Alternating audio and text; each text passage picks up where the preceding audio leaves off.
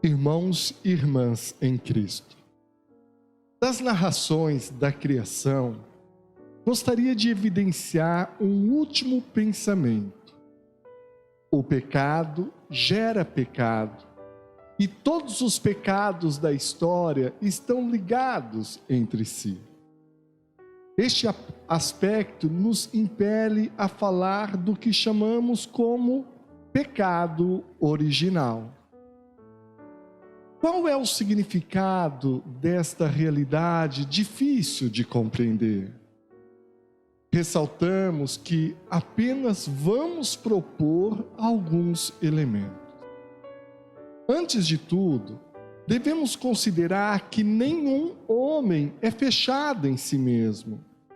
Ninguém pode viver só de si e para si.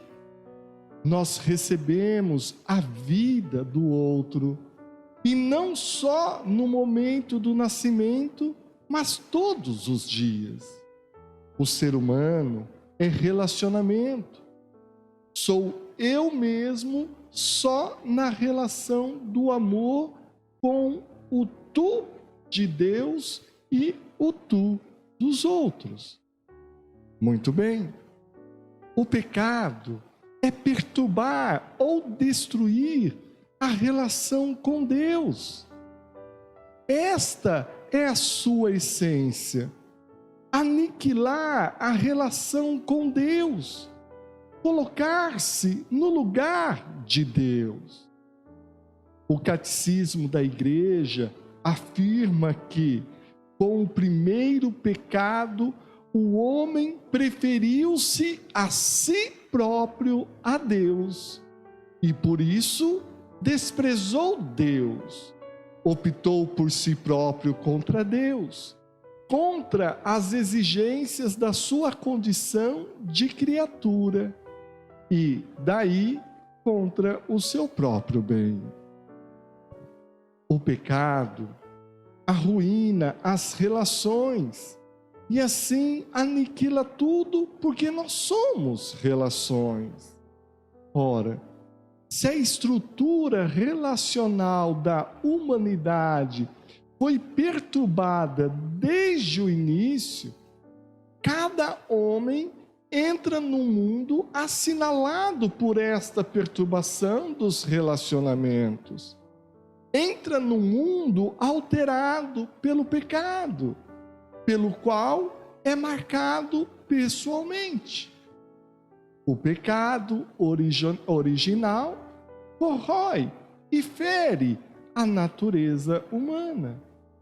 E o homem sozinho não pode sair desta situação, não pode redimir-se isoladamente. As justas relações só poderão ser reatadas se Deus, de quem nos afastamos, vier ao nosso encontro e nos estender a mão com amor. E isso acontece em Jesus Cristo, que percorre precisamente o caminho oposto em relação ao de Adão. Enquanto Adão não reconhece o seu ser criatura e quer colocar-se no lugar de Deus, Jesus, Filho de Deus, está numa relação filial perfeita com o Pai. Ele tinha a condição divina, mas não se apegou à sua igualdade com Deus. Pelo contrário, esvaziou-se a si mesmo, assumindo a condição de servo e tornando-se semelhante aos homens.